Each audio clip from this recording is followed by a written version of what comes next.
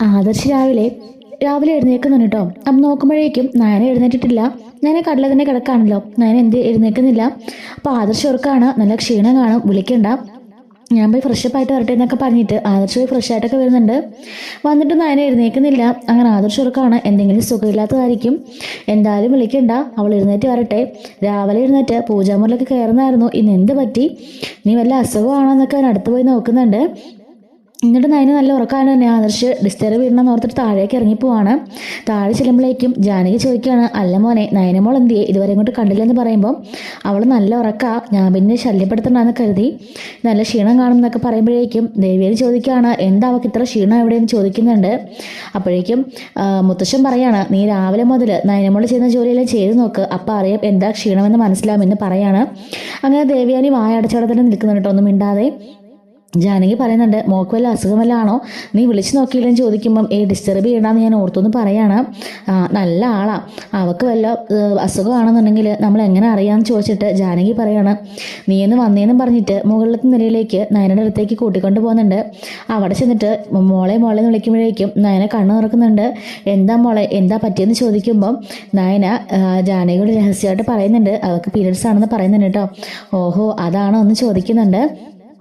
ചെറിയമ്മ എനിക്കൊരു സഹായം ചെയ്യുമെന്ന് ചോദിക്കുമ്പം എന്താ മോളെന്ന് ചോദിക്കുകയാണ്. അപ്പോൾ എൻ്റെ സ്റ്റോക്ക് ഇരിപ്പില്ല, ഒരെണ്ണം കൊണ്ട് തരാമെന്ന് ചോദിക്കുമ്പം തീർച്ചയായിട്ടും എന്ന് പറഞ്ഞിട്ട് ജാനകി പറയുന്നുണ്ട് കേട്ടോ. എന്നിട്ട് ആദർശിനെ മാറ്റി വിളിച്ചിട്ട് ജാനകി പറയുന്നുണ്ട്, അതെ ഇതൊക്കെ എല്ലാ മാസവും പെൺകുട്ടികൾക്ക് വരുന്ന, നിനക്ക് അറിയാൻ പാടില്ലാത്ത കാര്യമൊന്നുമല്ലല്ലോ, 10-30 വയസ്സായ ചെറുക്കനല്ലേ നീ, നിനക്കിതെല്ലാം അറിയാമെന്നൊക്കെ എനിക്കറിയാം, നിൻ്റെ ഭാര്യയുടെ കാര്യങ്ങൾ നോക്കേണ്ടത് നീയാ. ഈ സമയത്ത് നല്ല വിഷമവും ടെൻഷനും ബുദ്ധിമുട്ടും വേദനയൊക്കെ കാണും, അവൾക്ക് എന്തായാലും നല്ല വേദനയൊക്കെ ഉണ്ട്, നീ ഇതുകൊണ്ട് മെഡിക്കൽ സ്റ്റോറിൽ പോയിട്ട് അവൾക്ക് ആവശ്യമായിട്ടുള്ള നാപ്കിനും അതുപോലെ തന്നെ അവൾക്ക് നല്ല പെയിൻ ഉണ്ടെന്നാണ് പറഞ്ഞ് അതിനുള്ള ഗുളികയൊക്കെ മേടിച്ചു തരാൻ പറയാണ്. ചെറിയമ്മ എന്തായി പറഞ്ഞേ, ഞാൻ മേടിച്ചു വരാനാണെന്ന് ചോദിക്കുന്നുണ്ട്. പിന്നെ നീ അല്ലാതെ അയലോക്കത്തുള്ള ആരെങ്കിലും കൊണ്ട് പറഞ്ഞിടാൻ പറ്റുമോ, നിന്റെ ഭാര്യയല്ലേ ഇത്, നിന്റെ ഭാര്യയ്ക്ക് ബുദ്ധിമുട്ട് വന്നാൽ നോക്കേണ്ടത് നീ തന്നെയല്ലേ എന്ന് ചോദിക്കുകയാണ്. അയ്യേ ചെറിയമ്മേ ഞാനിതൊക്കെ എങ്ങനെ മേടിക്കാം, ഇവിടെ സ്റ്റോക്ക് കാണുമല്ലോ അതെടുത്ത് കൊടുക്കാൻ പറയാണ്. ഇവിടെ അങ്ങനെ സ്റ്റോക്കൊന്നും ഇരിപ്പില്ല, നീ കടയിൽ പോയി മേടിച്ചു വന്നാൽ മതി, അത് മാത്രമല്ല ഇവക്ക് എന്തായാലും ടാബ്ലറ്റിൻ്റെ ആവശ്യമുണ്ട്, അതുകൊണ്ട് അത് നീ പോയി മേടിച്ചു വന്നേ പറ്റുള്ളൂ എന്ന് പറയുന്നുണ്ട്.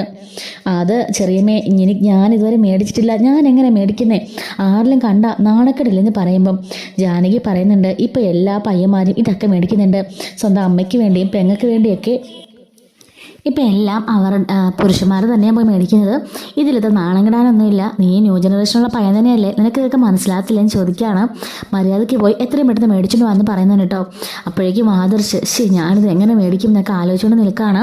എന്നിട്ട് താഴേക്ക് പോയിട്ട് ദേവിയാനയുടെ രഹസ്യമായിട്ട് ജാനകി കാര്യം പറയുന്നുണ്ട്. ഓ അത്രയേ ഉള്ളോ, അതിനാണോ ഈ പുതച്ചുമൂടി കിടക്കുന്നത്, അതിൻ്റെ ആവശ്യമൊന്നുമില്ല, ഇവിടെ ആരും പുതച്ചുമൂടി കിടന്ന് നാട്ടുകാരെ മൊത്തം അറിയിക്കാറൊന്നുമില്ല എന്നൊക്കെ പറയുന്നുണ്ട്. അപ്പോഴേക്കും ഇത് കേട്ട് മുത്തശ്ശിക്ക് കാര്യം മനസ്സിലാകുന്നുണ്ട്. മുത്തശ്ശി പറയാണ്, അതെ ഞാൻ പണ്ട് കാലത്തുള്ള ആളാ എന്നും വെച്ച് ഇതിൻ്റെ കാര്യത്തിലൊക്കെ ഞാൻ നല്ല പരിഷ്കാരം തന്നെയാണ്, ആ കുട്ടി മൂടി പൊതിച്ചിടുന്നതിൽ എന്താ തെറ്റുള്ളത്, ഓരോരുത്തർക്കും ഓരോ ഹോർമോൺ അനുസരിച്ച് ഓരോ വ്യത്യാസം കാണും, ആ കുട്ടി ഇപ്പം അനുഭവിക്കുന്നത് അതുപോലത്തുള്ള വേദനകൾ തന്നെയായിരിക്കും, വേദനയും ബുദ്ധിമുട്ടും തളർച്ചയും ക്ഷീണവും തലകറക്കവും ദേഷ്യവും സങ്കടവും ഒക്കെ ഈ സമയത്ത് ഓരോരുത്തർക്കും മാറിയിരിക്കും വരുന്നത്, നിനക്കതൊന്നും ഇല്ലയെന്ന് പറഞ്ഞ് മറ്റുള്ളവർക്ക് ഉണ്ടാകാതിരുന്നൂടാ എന്നൊന്നും ഇല്ലല്ലോ എന്ന് പറയുന്നുണ്ട്. ജാനകിയോട് മുത്തശ്ശി പറയാണ്, നീ അവൾക്ക് ഹോട്ട് ബാഗിൽ ഇച്ചിരി വെള്ളമാക്കിയിട്ട് അങ്ങോട്ട് ചെല്ലണം എന്ന് പറയുന്നുണ്ട്. എന്തായാലും അവളുടെ അമ്മായിമ്മ അവളെ നോക്കാനൊന്നും പോകുന്നില്ല, പക്ഷേ അങ്ങനെ ഇട്ടിട്ട് കാര്യമില്ലല്ലോ, ഈ വീട്ടിലുള്ള മറ്റെല്ലാവരുടെയും കാര്യം നേരം വെളുത്ത ഇരുട്ടുവോളം ആ പാവം ചെയ്യുന്നതല്ലേ, അപ്പോൾ ആ പാവത്തിന് വയ്യെങ്കിൽ നോക്കേണ്ടത് നമ്മുടെ കടമയാ എന്ന് പറയുന്നുണ്ട്. അങ്ങനെ ആദർശ് ഇങ്ങനെ പുറത്തേക്ക് പോകുമ്പോഴേക്കും ദേവേനെ ചോദിക്കുകയാണ്, അല്ല നീ എങ്ങോട്ടാണ് ചോദിക്കുമ്പം അമ്മേ അത് ഞാനെന്ന് പറയാണ്. ജാനകി പറയുന്നുണ്ട്, നീ പൊക്കെ പോയിട്ട് വാ എന്ന് പറഞ്ഞു വിടുകയാണ്. അല്ല എവിടെയാവും പോയത് എന്ന് ചോദിക്കുമ്പോഴേക്കും ജാനകി പറയാണ്, അതൊക്കെ അത്യാവശ്യമുള്ള കാലത്ത് തന്നെയാണ് പോയത് ചേച്ചി എന്നും പറഞ്ഞിട്ട് ജാനകി അവിടെ ചിരിച്ചുകൊണ്ടിരിക്കുന്നുണ്ട് കേട്ടോ. അപ്പോഴേക്കും ദേവേനെ ഉറക്കാണ്, ഇവളെന്തിനാ ചിരിക്കുന്നത്, അവൻ എന്തിനായിരിക്കും പോയെന്ന് ആലോചിക്കുന്നുണ്ട്. അങ്ങനെ കടയിലേക്ക് പോയിട്ട് ആദർശിൻ്റെ കാര്യം കൊണ്ടും അവന് പറയാൻ വയ്യ, ഭയങ്കര നാണക്കേടായിട്ട് അവന് നിൽക്കുന്നുണ്ട്. എന്നിട്ട് പറയാണ്, അതെ ഈ മാസം പെൺകുട്ടികൾക്ക് വരുന്ന വേദനയുണ്ടല്ലോ, അതിനുള്ള ടാബ്ലറ്റ് ഉണ്ടോ എന്ന് ചോദിക്കുമ്പം പീരിയഡ്സിനുള്ളതാണോ എന്ന് ചോദിക്കുകയാണ്. തരാമെന്ന് പറഞ്ഞിട്ട് പെട്ടെന്ന് അവർ എഴുതി കൊടുക്കുന്നുണ്ട്. അതെ അപ്പോൾ ഉപയോഗിക്കുന്നതെന്ന് പറയുമ്പോഴേക്കും പാടാണോ എന്ന് ചോദിക്കുമ്പം അതേന്ന് പറയാണ്. ഏതാ വേണ്ടത്, XL വേണോ ലാർജ് വേണോ റെഗുലർ വേണോ എന്ന് ചോദിക്കുമ്പം ഈശ്വര ഇതിനകത്ത് ഇങ്ങനെയൊക്കെ കാര്യങ്ങളുണ്ടോ എന്ന് ആദർശിനെ ആലോചിക്കുകയാണ്. അതെ സാധാരണ പെൺകുട്ടി സാധാരണ ഉള്ളതുപോലെ തന്നാ എന്ന് പറയുമ്പം അതൊന്നും അറിയില്ലേ, ചോദിച്ചിട്ട് വരണ്ടേ ഏതാ വേണ്ടതെന്ന്, അതൊന്നും സാരമില്ല എത്രയാണെങ്കിലും വലിയ പാക്കറ്റ് നോക്കി എടുത്തോ എന്ന് പറയുന്നുണ്ട്. അങ്ങനെ വലിയൊരു പാക്കറ്റ് സാധനമൊക്കെ മേടിച്ച് ടാബ്ലറ്റൊക്കെ മേടിച്ചിട്ട് ആദർശ് ഇതെല്ലാം നന്നായിട്ട് പൊതിഞ്ഞ് കവറിലാക്കി തരാൻ പറഞ്ഞിട്ടുണ്ട് കേട്ടോ. അങ്ങനെ കവറിലാക്കിയതിന് ശേഷം ആദർശ് അവൻ്റെ ഓഫീസിലേക്ക് കൊണ്ടുവന്ന ബാഗിനകത്ത് ഇത് വെച്ചിങ്ങനെ അടയ്ക്കുന്നുണ്ട്. എന്നിട്ട് നേരെ വീട്ടിലേക്ക് പോകുന്നുണ്ട്. വീട്ടിലേക്ക് ചെല്ലുമ്പോഴേക്കും അവൻ ആ ബാഗ് ഇങ്ങനെ കൊണ്ടുപോവാണ്. ദേവേനെ ചോദിക്കുന്നുണ്ട്, എന്താ മോനെ ബാഗിലും ചോദിക്കുമ്പം ഒന്നുമില്ലമേ, ഓഫീസിലെ കുറച്ച് ഫയലാണെന്ന് പറയുന്നുണ്ട്. ഓ ആണോ എന്ന് ദേവേനെ ചോദിക്കുന്നുണ്ട്. അപ്പോൾ ജാനകിക്ക് മനസ്സിലാകുന്നുണ്ട്. ജാനകി അപ്പോൾ അവിടെ നിന്ന് ചിരിക്കുന്നുണ്ട് കേട്ടോ. അപ്പോൾ മുത്തശ്ശിക്ക് പറയുന്ന കാര്യം മനസ്സിലാകുന്നുണ്ട്, ഇവൻ ചമ്മൽ കാരണം അവിടെ പറയാതെ പോവാണെന്ന്. അപ്പോഴേക്കും മുത്തശ്ശി വന്നിട്ട് ജാനകിയോട് പറയുന്നുണ്ട്, എന്താണ് നീ അത് അവനെ കൊണ്ട് മേടിപ്പിച്ച് നന്നായി, ഭർത്താക്കന്മാരാകുമ്പോൾ കുറച്ച് ഉത്തരവാദിത്തമൊക്കെ വേണം, ഇങ്ങനെയൊക്കെ ഒരു ഇതുണ്ടായാലേ ഇവരിതൊക്കെ ഉപയോഗിക്കുന്നുണ്ടെന്നും ഇവരുടെ ഈ സമയത്തെ അവസ്ഥയൊക്കെ അവന് മനസ്സിലാവുള്ളൂ, അവൻ്റെ ഭാര്യയോട് അവന് കുറച്ചൊക്കെ അറ്റാച്ച്മെൻറ്റ് ഉണ്ടാവട്ടെ, നീ ചെയ്ത് നല്ല കാര്യമെന്നൊക്കെ ജാനകിയോടും പറയുന്നുണ്ട്. അങ്ങനെ ആദർശ് നേരെ റൂമിലേക്ക് പോവാണ്. അപ്പോഴേക്കും നയനയ്ക്ക് തീരെ വയ്യായിരിക്കും കേട്ടോ. ആദർശ് പറയാണ്, എഴുന്നേക്ക് നയന, ടാബ്ലറ്റ് കഴിക്കുമെന്നും പറഞ്ഞിട്ട് നയനയ്ക്ക് ടാബ്ലറ്റ് കൊടുക്കുന്നുണ്ട്. ശേഷം കവറിലുള്ള ഇതും എടുത്ത് കൊടുക്കുകയാണ്. അപ്പോഴേക്കും നയന ചോദിക്കുന്നുണ്ട്, അല്ല ഇത് ആദർശോണ്ട് ആരെ മേടിക്കാൻ പറഞ്ഞു ചോദിക്കുമ്പം ചെറിയമ്മ പറഞ്ഞു വിട്ടു എന്ന് പറയാണ്. ശരി ആദർശേട്ടാ എന്ന് പറയുന്നുണ്ട് കേട്ടോ. അങ്ങനെ നയനെ പതിയെ എഴുന്നേറ്റ് ബാത്റൂമിലേക്കൊക്കെ പോകുന്നുണ്ട് കേട്ടോ. അങ്ങനെ ആദർശ്, ഹോ ഈശ്വര, എന്തൊക്കെയാണ് അതിനിടയ്ക്കത്തെ പരിപാടികൾ എന്നൊക്കെ ഇങ്ങനെ ആലോചിച്ചുകൊണ്ടിരിക്കുകയാണ്. അപ്പോഴേക്കും അങ്ങോട്ടേക്ക് ചെറിയമ്മ വന്നിട്ട് പറയുന്നുണ്ട്, ഇത് കണ്ടോ, ഇത് ഹോട്ട് ബാഗാണ്, ഇത് അവൾക്ക് വയറ് നടുവിനൊക്കെ നല്ല വേദന കാണും, നീ ഇതൊന്ന് പതിയെ വെച്ച് കൊടുത്താൽ മതി, അവൾക്ക് നല്ല ആശ്വാസം കാണുമെന്ന് പറയുമ്പോൾ, അയ്യോ ചെറിയമ്മേ എനിക്ക് ഓഫീസിലേക്ക് പോകണം, എനിക്കൊന്നും സമയമില്ലെന്ന് പറയുമ്പം, നിന്റെ ഭാര്യനെ ശുശ്രൂഷിച്ച് കഴിഞ്ഞിട്ടുള്ള സമയത്ത് നീ ഓഫീസിൽ പോയാൽ മതി, അതുകൊണ്ടൊന്ന് മര്യാദയ്ക്ക് ഇവിടെ ഇരുന്ന് നയനെ ശുശ്രൂഷിക്കാൻ നോക്കുമെന്ന് പറയാണ്. ദിവസം മുഴുവനും ആ പാവം ഈ വീടിന് വേണ്ടിയിട്ട് ബാക്കി എല്ലാവരെയും ശുശ്രൂഷിച്ചും അവർക്കൊണ്ട് ആഹാരമൊക്കെ ഉണ്ടാക്കിയും അവരെ നോക്കുന്നില്ലേ, അപ്പോൾ കുറച്ച് നേരത്തേനെ നീ അവളെ നോക്കിയെന്നും പറഞ്ഞിട്ട് ഒരു പ്രശ്നം ഉണ്ടാകാൻ പോകുന്നില്ല, ഇപ്പോൾ അത്രത്തോളം വേദനയായിരിക്കും അവൾ അനുഭവിക്കുന്നതെന്ന് പറയുന്നുണ്ട് കേട്ടോ. അങ്ങനെ നയന വീണ്ടും വയ്യാതെ ഇങ്ങനെ വരുന്നുണ്ട് കേട്ടോ. അപ്പോഴേക്കും ആദർശ് അവളെ പിടിച്ചിനെ കിടത്തുന്നുണ്ട്. അപ്പോഴേക്കും ചെറിയമ്മ ചോദിക്കുകയാണ്, എന്താ മോളെ വേദന കൂടുതലുണ്ടോ?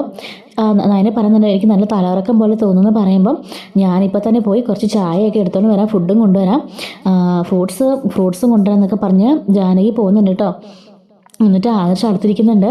ഈ ചെറിയമ്മ കൊണ്ടുവന്ന ഹോട്ട് ബാഗാണെന്ന് പറയുന്നുണ്ട്. ഇനി തന്നെ ആദർശേട്ടാ ഞാൻ പിടിക്കാമെന്ന് പറയുമ്പോഴേക്കും, വേണ്ട ഞാൻ തന്നെ വെച്ച് തരാമെന്ന് പറഞ്ഞിട്ട് ആദർശ ഹോട്ട് ബാഗ് അവളുടെ വയറിലെ നടുവിലൊക്കെ പിടിച്ചു കൊടുക്കുന്നുണ്ട് കേട്ടോ.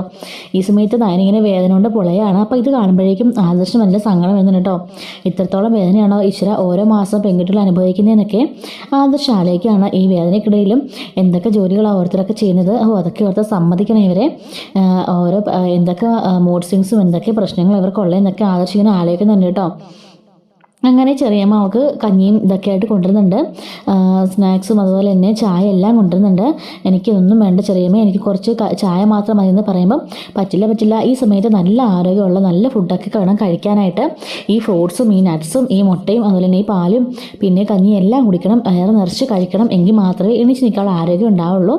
അത്ര നമ്മുടെ ശരീരത്തിലുള്ള ബ്ലഡ് ലോസ് ആവുന്നതുകൊണ്ട് നമുക്ക് എണീറ്റ് നിൽക്കാൻ പോലും പറ്റില്ല, ചിലപ്പോൾ BP ഒക്കെ കുറഞ്ഞു പോകാനൊക്കെ സാധ്യതയുണ്ട്, അതുകൊണ്ട് തന്നെ മോൾ ഇതെല്ലാം കഴിക്കണം എന്നൊക്കെ പറയുന്നുണ്ട്.